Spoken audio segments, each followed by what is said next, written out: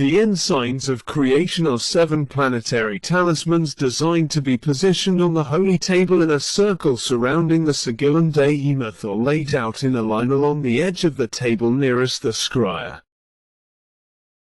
They were to be made of purified tin or else painted directly upon the holy table.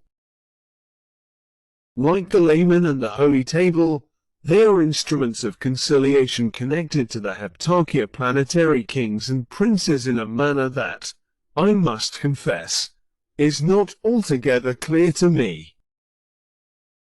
5 of them are square tables containing squares filled with numbers, letters, crosses, and lines.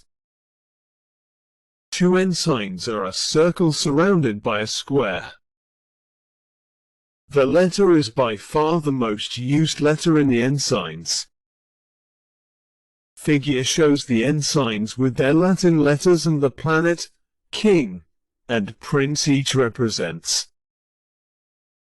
Figures 53 and 54 show the ensigns lettered in the angelic script. To my knowledge, this is the first time the ensigns have appeared in print in their correct form. 65. Figure 53. Figure 54.